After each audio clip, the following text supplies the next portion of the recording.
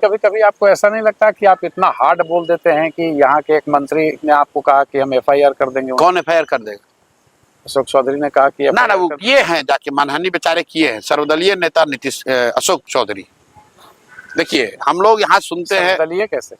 मैं बता रहा हूँ कैसे। जैसे हम लोग सुनते हैं ये नेता इस दल में थे, छोड़कर दूसरे दल में चले गए, दूसरे दल को छोड़कर तीसरे में चले गए। अशोक चौधरी इन सब से ऊपर है।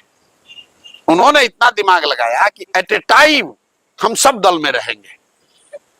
तो उनके पिताजी कांग्रेस में, ये खुद जदयू में, बेटी लोजपा में, दामाद आरएसएस भाजपा में, और अब कोई हमने बताया भाई एक आरजेडी बचा है, उसमें कोई भगिनी भतीजा बेटा भाई किसी को डाल दो। तो इसलिए मैंने कहा ये सर्वदलीय नेता है, किसी भी दल को वोट दोगे इसी को जाएगा। जैसे हम लोग कहते हैं ना भोजपुरी में कि घी चाहे दाल में गिरे भात में गिरेगा थाली में ही। तो अशोक चौधरी सर्वदलीय नेता है।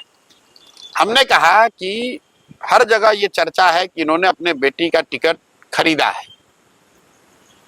और ये हमने नहीं कहा, आप लोग पत्रकार आप जानते हैं, प्रेस कॉन्फ्रेंस हुआ, पार्टी के लोग जो उस समय चिराग जी के पार्टी में थे उन्होंने ये कहा, प्रेस में छपा, लोगों ने इस्तीफा दिया। तो ये आदमी कहा कि हम जाके इनको प्रशांत किशोर पर मानहानि करेंगे। तो जा कर दो भाई। अभी दिलीप जायसवाल ने, आपने सुना होगा, कहा कि हम प्रशांत किशोर पर साइबर थाना में केस किए हैं। अब बताइए, इस भाजपा का राज्य का अध्यक्ष वो केस किया है और अभी तक पुलिस हम तक आई नहीं, हमारे पास आई नहीं भाई। या तो पुलिस उसकी सुन नहीं रही है, फर्जी बोल रहा था ये आदमी। अगर दिलीप जायसवाल ने केस किया है कि मैं साइबर क्राइम कर रहा हूं, तो साइबर क्राइम वाले अफसर क्या उसकी बात सुन नहीं रहे हैं, या दिलीप जायसवाल ने सबको बेवकूफ बनाया?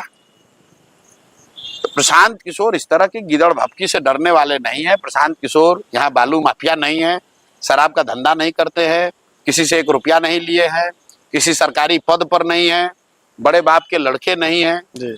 अपनी मेहनत से, अपनी हुनर से, अपने परिश्रम से जो कुछ भी कर सकते हैं वो कर रहे हैं। और ये चोर चुहड़े जितने नेता हैं, लुटेरे मंत्री सब, उगाही मंत्री, इनकी हिम्मत नहीं कि हमको डरा सकें।